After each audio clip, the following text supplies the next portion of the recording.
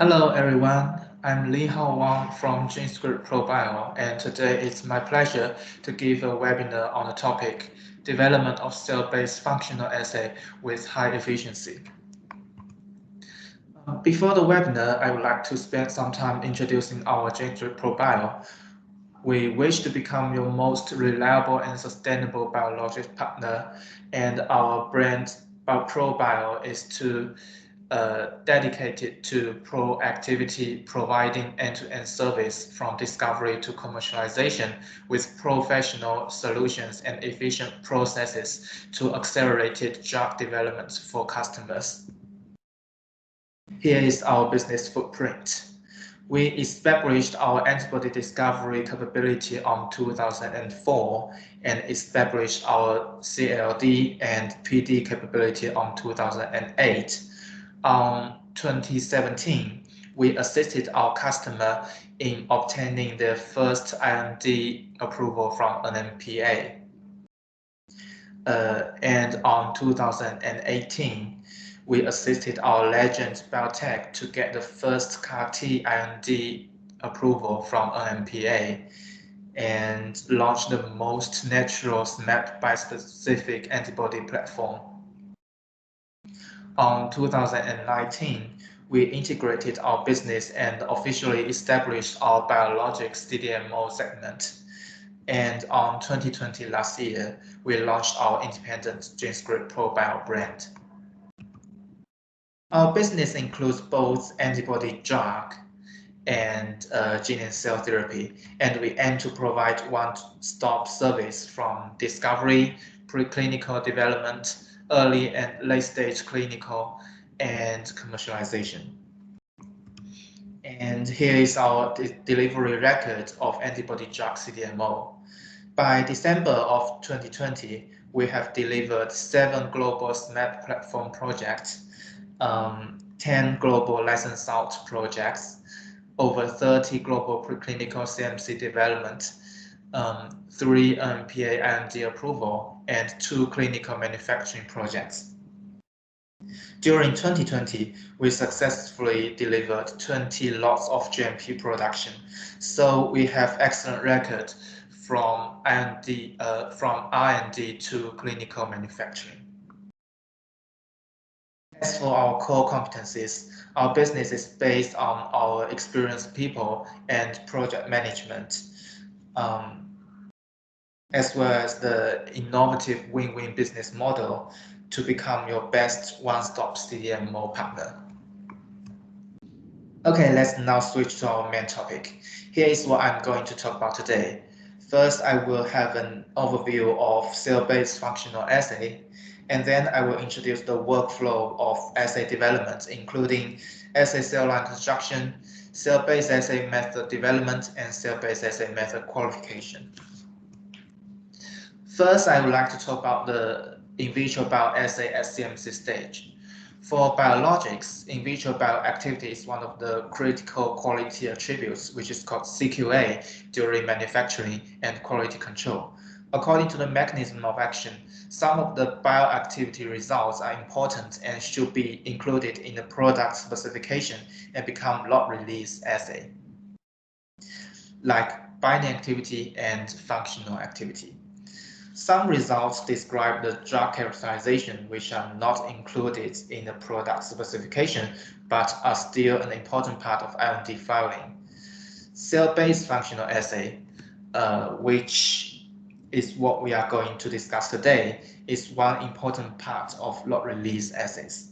It works as a quality control to ensure the consistency of drug in vitro function during manufacturing. Because it can be influenced by complicated factors, the development of cell-based functional assay is the most difficult topic of in vitro bioassay at CMC stage. So here is the general procedure of cell-based assay development for a new drug target. Based on the drug MOA, the assay cell line can be designed and generated, and then method development and qualification can be conducted to obtain a QC method for CMC lot release testing. Now let's talk about the first step, assay cell line construction based on the drug MOA. Before generating assay cell lines, there is often a choice of kit purchase, especially from those famous companies like Promega, Eurofins Discover X, and BPS, etc. Obviously, if there is a kit, cells are ready to use and it's time-saving for assay development. However, cells in the kit are always either unable to passage or very expensive. And for novel targets in recent years, there is no customized service. But if we choose to construct the cell line ourselves, the cell passaging can be stable and the expense is relatively low. For novel targets, there is also customized service, but of course, timeline is required for cell line development. If we choose to develop a cell line, there are several key factors to consider. First, the pathway and relevant response element should be considered according to the drug MOA. Then we should select a suitable cell line. We should ensure the assay can specifically determine the drug bioactivity, and the assay should be stable and sensitive enough. This means that the assay using the cell line should reflect the MOA and should be reproducible, accurate, robust, stable, and practical. So actually, it is not easy at all to develop an assay cell line. Then we can have a look at the categories of assay cell line. The first one is the effector cell line. Effector cells are those giving the signal to reflect the drug function. Effector cell lines stably express immune checkpoint proteins, GPCRs, ion channels, enzymes, etc., with reported gene expression according to the signaling pathway.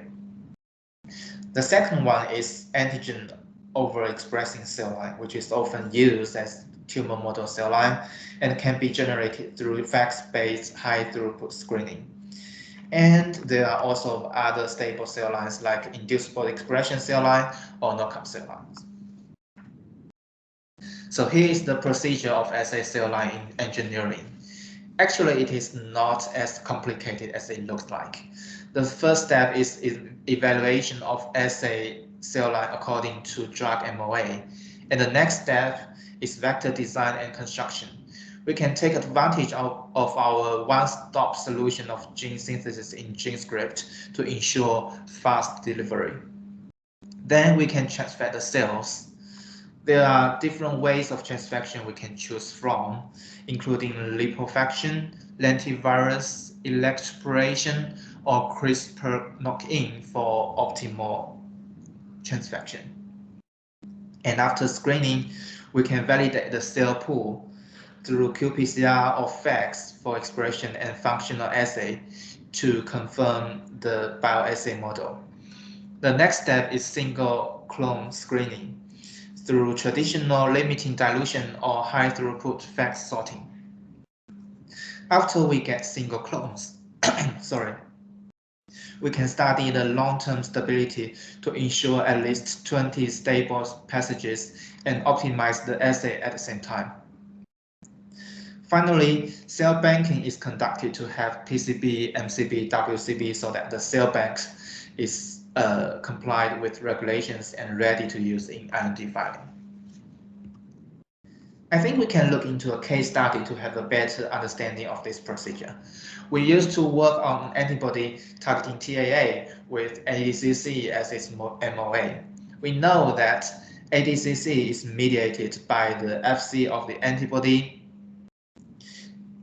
binding to the CD16A receptor on NK cells to activate the downstream signaling pathway of cytotoxicity. Therefore, we can use of NFAT response element followed by a luciferase reporter gene to show the signaling response generated by the antibody so as to indicate its ADCC effect. So it's quite straightforward to design this reporter model, and we can then design a vector for cell line construction. Then the next step will be cell transfection and cell pool validation. As we have talked about, there are many different ways of transfection.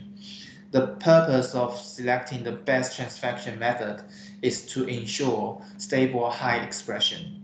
Here are two methods we usually use: Lentiviral transduction can reach massive expression very quickly, but random integration leads to unstable expression. So the window decreases as cell passaging. While CRISPR knock-in can specifically integrate the target gene into active expression region of the genome to ensure continuous high expression. We can compare here the signal window here to see the difference. After we have the cell pool, the next step will be selection of the single clone with best experimental performance. And after we select the best clone, we will study its long-term stability for over 20 generations. To save more time, assay optimization can be conducted at this stage. The last step is cell banking. According to the requirements of CHP, USP, and ICH on assay cell banking, we will have cell identification test, sterility test, and mycoplasma test of the cell banks so that they are compliant with current regulations. Our cell engineering team of GenScript ProBio is dedicated to the design and construction of assay cell lines. We have constructed over 100 ready-to-use immune checkpoint and tumor antigen overexpression cell lines, and over 150 ready-to-use GPCR cell line for both expression and functional assay. And we also have more than 10 functional reporter assays for high-throughput antibody screening and lot release testing. We are very experienced in constructing different kinds of proteins, including membrane proteins or cytoplasmic proteins, either easy to transfect or difficult to transfect, so we can meet the requirements of customized design of assay cell lines.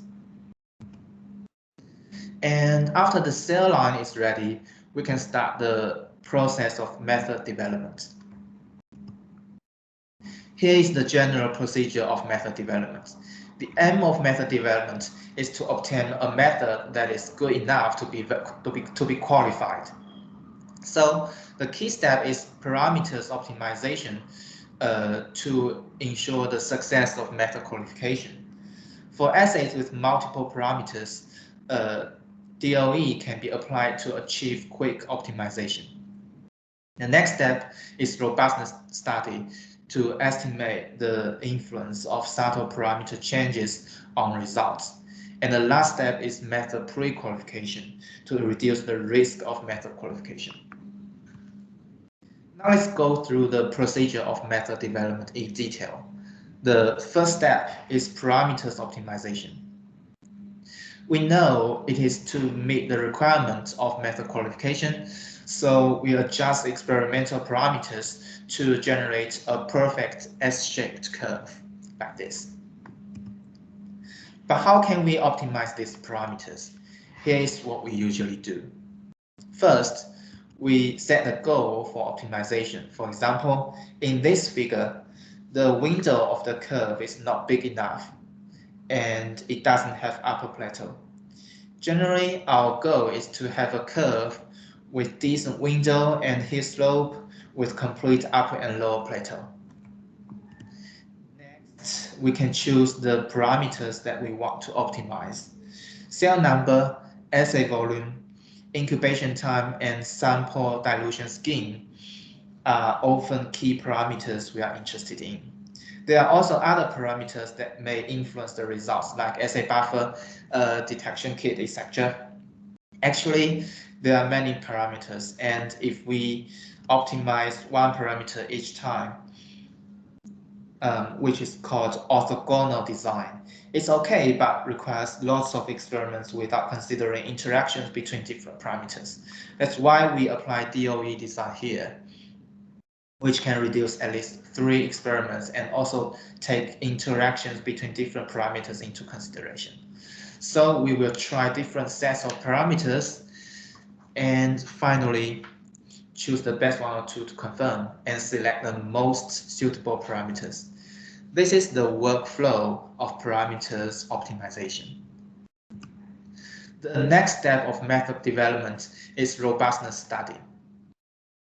Robustness is actually an item of method qualification, but is usually carried out during method development according to the guidance of relevant regulations.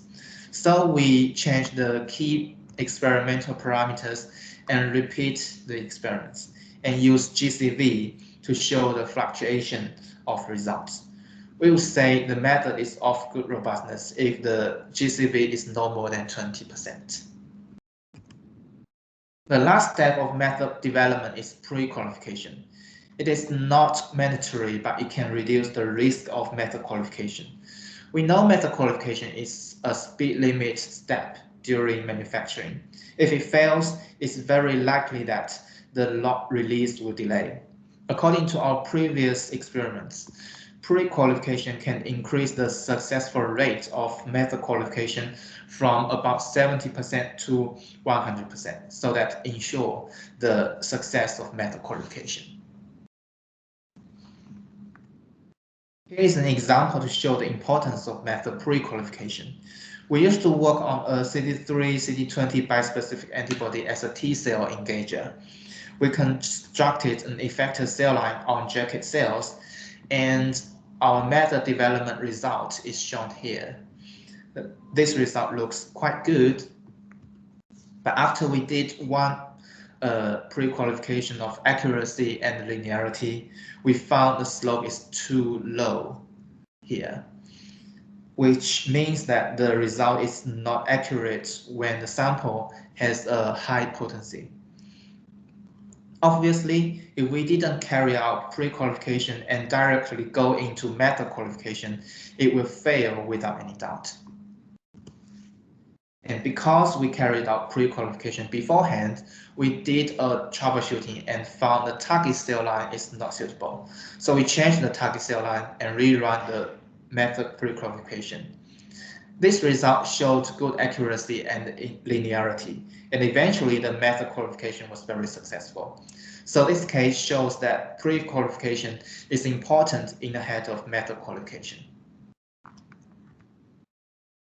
After method development is completed, the last step before the assay is applied in lot release is method qualification. Although method qualification at preclinical stage is actually an analytical development behavior, it still needs to be managed following GMP QC standard because it is involved in lot release tests. The whole procedure, including proposal, experiments, report, and SOP taking effect, should be strictly supervised by QA, and personnel and instruments should be regulation compliant. According to the guidance of CHP, USP, and ICH, items of method qualification for bioassay include specificity, repeatability, intermediate precision, accuracy, linearity, range, and robustness done in method development. Next, we will introduce each item in detail with an example of our previous project using the assay developed by ourselves. Specificity is to detect reference standard and buffer as well as irrelevant antibody or protein. If there is no dose-response relationship for buffer or irrelevant antibody, but sound dose-response curve for reference standard, as shown in this figure, the method is of good specificity. Repeatability can be done with intermediate precision, but if we want to have an independent repeatability result, the experiment design can be 60 terminations at 100% concentration by the same person in the same lab on the same day. The result is shown here. Repeatability requires GCV of relative potencies from 6 repeats is no more than 20%. Intermediate precision, accuracy, and linearity can share the experiments for analysis.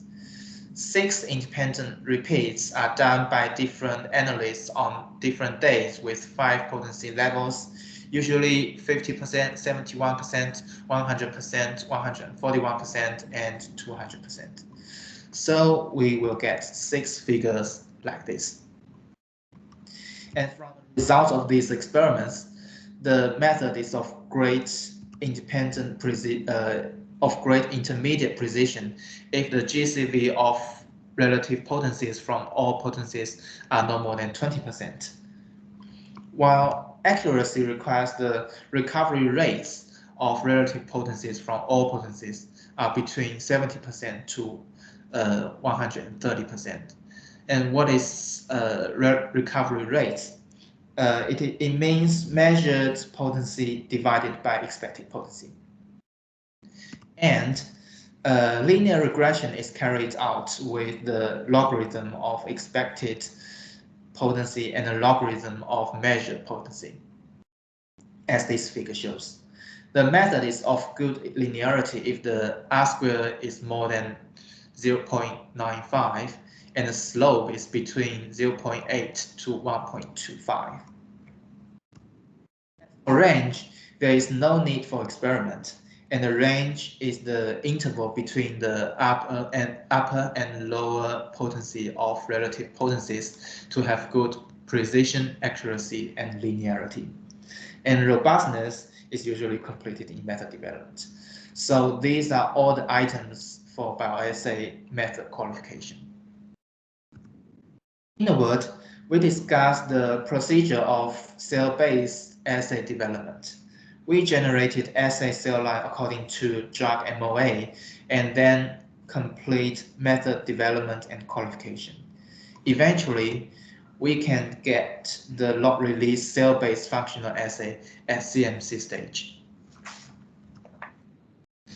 And our GenScript ProBio has established platform with strong cell-based assay development capability.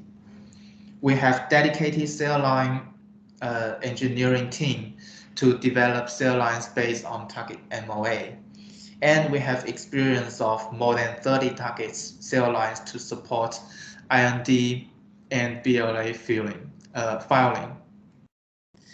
The cell lines all have clear background and traceability. At the same time, our bioassay development platform integrates our experience of multiple projects, and we have strong capability of assay development on different types of molecules and different MOAs. As you see today, our method development procedure is very efficient, and we can meet the testing requirement for CMC and ensure the success of method qualification. Of course, for GMP production, compliance is very important, and we have our bioassay lab with high compliance. We make sure compliance in lab management, equipment, and document, and have excellent audit record. So we are very reliable partners of our clients. And that's what I'm going to talk about today. Thank you for your listening.